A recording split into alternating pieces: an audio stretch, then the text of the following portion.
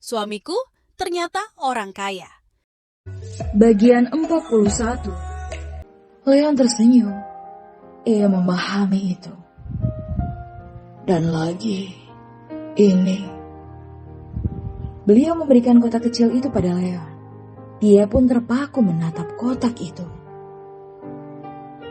Ku percaya padamu sekarang. Jika kau memang tidak salah memilihnya. Leonard membukanya. Ini? Ya, itu cincin ibumu. Pakaikan itu di jari manis istrimu. Mata Leonard seketika menganak. Ia pun tersenyum haru, lalu menoleh ke arah sang ayah. Ayah serius? Ayah sudah merestuiku dengan Kinara? Tuan Baskara mengangguk pelan. Dia gadis yang baik. Ayah suka dengannya. Leonard mendesah senang. Aku tidak salah dengarkan. Itu tandanya aku bisa meresmikan pernikahanku dengannya. Ya, kau bisa. Besok datanglah ke butik Alexandria. Aku sudah memesan gaun dan jas untukmu dan Kinara. Lakukan fitting di sana. Apa? Ayah sudah menyiapkan itu? Iya, semua sudah disiapkan oleh Jovi dan Ivan. Ayah. Tubuh Leon menghambur kepada sang ayah. Memeluk tubuh sang ayah seraya menangis haru. Terima kasih, ayah. Terima kasih. Sang ayah pun menepuk-nepuk punggung sang anak. Selamat untukmu putraku. Dan berbahagialah. Aku tidak bisa berkata apa-apa lagi, ayah. Selain ungkapan terima kasih kepadamu. Keluarlah dan temui istrimu. Sampaikan kabar bahagia ini padanya. Melepaskan pelukan lalu mengusap air matanya sembari terkekeh. Dan beranjak kemudian. Aku kembali ke kamarku ya. Terima kasih sekali lagi untuk restumu. Leon membungkuk. Tuan Baskara mengangguk pelan seraya tersenyum. Leon pun berjalan cepat keluar dari kamar sang ayah lalu kembali menuju kamarnya. Di atas ranjang itu sang istri sudah merebahkan tubuhnya. Sembari menonton drama Korea di aplikasi streamingnya. Sayang, panggil Leon. Setelah Leon masuk ke kamar itu, Kinara pun mematikan ponselnya dan langsung beranjak duduk saat sang suami sudah mulai naik ke atas ranjangnya. Lalu mengecup pipinya. Ada apa, Mas? Ayah memberikan ini padaku. Ia membuka kotak itu di hadapan Kinara. Gadis itu pun terpukau melihat cincin yang sangat indah. Ini cincin pernikahan ibuku. Dia ingin kau memakainya. Leon melepaskan cincin itu dari wadahnya, lalu memasangnya di jari manis Kinara. Gadis itu pun tersenyum haru, terlebih saat cincin itu pas di jari manisnya. Cincin yang indah. Kinara berkaca-kaca. Mas, apa ini tanda jika ayahmu sudah merestui kita? Iya, kita akan menikah resmi di minggu ini. Apa? Leon meraih tubuh Kinar dan memeluknya. Besok kita ke butik untuk fitting baju pernikahan kita. Kau mau kan? Mau, Mas. Mau. Aku mau sekali. Menangis haru keduanya di atas ranjang itu. Terima kasih sudah bersabar menungguku yang menghilang tanpa kabar. Dan ia pun merebahkan tubuh sang istri. Kinar pun menyentuh wajah sang suami. Seperti yang kau bilang, Mas Tara. Cintalah yang akan membawamu kembali. Dan aku percaya itu. Leon tersenyum lalu menurunkan tubuhnya menyatu. Dalam permainan cinta di atas ranjang mereka. Menikmati hembusan cinta keduanya setelah apa yang mereka alami sebelumnya. Menjadi tertuduh sebagai seorang pezina. Terpisah antar jarak dan waktu. Belum lagi dengan semua hal buruk yang mereka dapatkan. Kini keduanya bisa tersenyum lega saat sang ayah bisa memberi mereka restu Dan janji Leonard untuk menikahi Kinara secara resmi pun terwujud. Bagikan kado terindah bagi mereka. Setelah bersabar menuai rintangan yang seolah mengajak mereka untuk menyerah, kini hanya tinggal harapan kelancaran acara mereka. Di tempat lain, tepatnya di salah satu lapas khusus wanita, Bisanti tengah merasakan menggigil di tubuhnya. Sementara Monik berusaha memeluknya untuk memberikan kehangatan. Malam itu mereka tidak diberikan bagian tikar setelah membantah senior di sana. Iya, di sel itu hanya ada 2 tikar besar yang bisa dipakai 3 orang dalam 1 tikar itu. Sementara Bisanti dan Monik tidak diberi bagian alas tidur setelah membantah untuk memijat kaki para senior itu. Jelas saja, mereka bukannya membantah karena mereka sudah memijat lebih dari 2 jam sebelumnya. Mereka sudah sangat lelah untuk melakukan itu. Terlebih dengan kondisi Bisanti yang tengah tidak fit. Karena memang dinginnya bilik penjara membuatnya sering sakit-sakitan akhir-akhir ini. Sementara di sel khusus lainnya, Fiona terus saja menolak makanan dari para penjaga. Bahkan kini wajahnya sedikit memar akibat meludahi sang penjaga yang akhirnya menamparnya dengan keras. Gadis itu pun melamun dalam diamnya dengan penampilan yang sangat berantakan. Memikirkan semua hal manis yang pernah ia jalani bersama Leonard, hingga kondisi kejiwaannya kini seolah sedikit terganggu. Terlihat dari dirinya yang terkadang menangis, memanggil nama Leonard, lalu tertawa, dan tak jarang juga menyerang petugas wanita, seraya berseru memanggil mereka dengan sebutan Kinara, si gadis jalan. Hal yang tak kalah miris pun terjadi pada Gani di lapak khusus pria, di mana sekujur tubuhnya memar akibat pukulan para rekan-rekan sesama penghuni selnya. Ya, itulah sedikit gambaran kehidupan mereka selama menetap di sel tahanan. Entahlah, adakah penyesalan untuk mereka setelah itu? Yang pasti, saat ini Bisanti masih saja berharap Kinara akan datang mengunjunginya, agar dia bisa memohon untuk minta dibebaskan.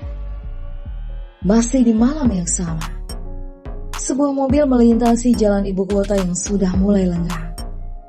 Mungkin karena sudah semakin larut, membuat aktivitas orang-orang sudah mulai berkurang. Di hadapannya terdapat lampu lalu lintas yang membuat mobil pria itu yang tak lain adalah Ivan terhenti. Dalam keheningan, sekilas ia merasakan satu kerinduan. Ia pun teringat rumah sakit tempatnya bertemu dengan Dayu malam itu. Jari jemarinya mengetuk-ngetuk lingkaran setir. Dengan pikirannya yang berkelana, sembari menanti lampu merah itu berganti hijau. Hingga tiba pada keputusannya untuk putar balik setelah lampu itu berwarna hijau. Berjalan entah kemana dia, hingga tiba di sebuah rumah sakit tempat Kinara dirawat waktu itu. Tak ada yang dilakukannya, selain berdiam diri di dalam mobilnya, tepat di depan gedung rumah sakit tersebut. Berharap jika ada seseorang yang akan membuatnya senang saat melihatnya muncul dari pintu kaca depan. Mendesah, setelahnya terkekeh. Sudah hampir 1 jam dia menunggu. Namun sepertinya Ivan mulai merasa bahwa apa yang dia lakukan adalah hal yang konyol, sehingga membuatnya menyalakan kembali mesin mobil itu. Namun baru saja ia hendak mengatur gigi, seorang wanita yang ia harapkan muncul pun akhirnya terlihat. Nampak senyum tipis tersungging di sana. Dayu dengan permen lollipop di bibirnya tengah berjalan keluar. Dan kepribadiannya masih sama seperti Dayu yang dulu. Masih tidak berubah. Dia pun masih mengamati gadis itu yang berdiri saja di depan pelataran rumah sakit. Hingga sebuah mobil masuk pelataran tersebut dan berhenti tepat di depan Dayu. Gadis itu tersenyum. Lalu keluarlah seorang pria berkemeja rapi dan mendekati setelahnya. Siapa dia? Pacar Dayu? Atau suami? Tiba-tiba saja seperti ada sayatan di hatinya. Ada rasa tidak terima. Namun ia juga paham dengan kondisi hubungan mereka yang memang sudah tidak ada ikatan apapun. Di mana Ivan sudah tidak wajib lagi untuk kesal. Ia pun masih mengamati Dayu yang tengah mengobrol singkat dengan pria itu. Sehingga membuatnya tertunduk lalu kembali menginjak pedal gasnya. pergi dari tempat itu. Cinta yang sudah lama hilang. Tepatnya dia sendirilah yang meninggalkan cinta itu tanpa pesan. Sudah seharusnya menjadi konsekuensinya untuk kehilangan cinta itu. Ivan menghela nafas. Ia berusaha tersenyum, walaupun dia tidak tahu apa yang sebenarnya terjadi. Namun ketika dipikir dengan nalar, sudah jelas bukan? Mana ada seseorang yang mau menunggu pasangannya saat pergi tanpa kabar. Aku senang kau bahagia, Dayu. Gumam Ivan seraya terus melanjutkan laju mobilnya kembali ke apartemennya. Sementara di sisi lain, Dayu tengah mengobrol dengan dokter pria. Salah satu pria yang sudah lama mengajaknya berkencan, namun selalu ditolak oleh Dayu. Seperti saat ini. Bagaimana? Mau ya? Ajak dokter Adria. Maaf, aku ada ibu di rumah yang... Ia pun menoleh ke arah tasnya karena merasakan getaran ponselnya. Kan ibuku telepon. Dayu pun menerima panggilan itu. Iya bu, aku sedang jalan pulang ini. Apa? Gara bisulan? Bisulnya pecah? Wah, baiklah aku langsung pulang. Dokter Dayu terus berbicara tanpa jeda pada panggilan dari seberang.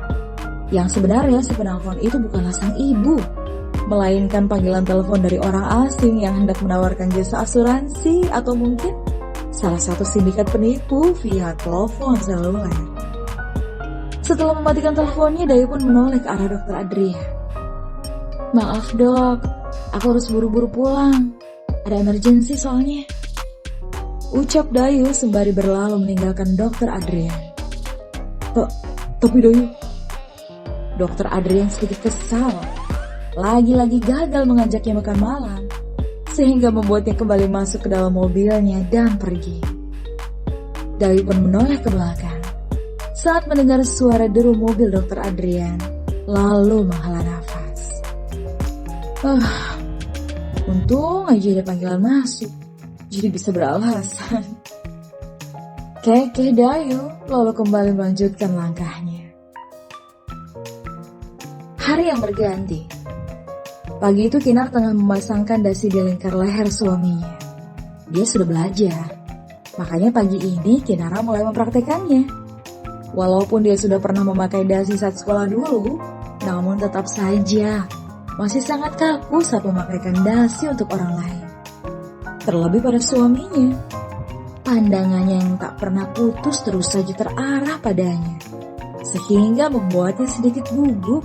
Namun dia tetap berusaha untuk memasangnya dengan sempurna. Cinta, nanti kita ke butik jam berapa? Tangan Kinar masih berkutat di dasi sang suami. Mungkin agak sore. Jam 3 atau jam 4 sore. Memang kenapa? Apa aku boleh keluar sebelum itu? Kinar menarik simpul itu ke atas dan dasi pun terpasang sempurna. Mas Sarah tersenyum. Ia menghadiahi sebuah kecupan di pipi sang istri. Mas Sarah kenapa diam saja? Memangnya kau mau kemana sayang? Memutar tubuh Kinar agar menghadap ke arah cermin besar di hadapan mereka. Lalu memeluknya dari belakang dan mengecup bahu Kinar. Dia pun tersenyum melihat bayangannya sendiri dan Mas Tara. Aku ingin sekali bertemu Dokter Dayu. Dokter Dayu? Dokter kandungan itu? Tanya Tara yang dibalas dengan anggukan Kinar. Boleh ya mas? Tapi dengan pengawal ya? Aku tidak mau dikawal mas. Memang kenapa? Bersambung.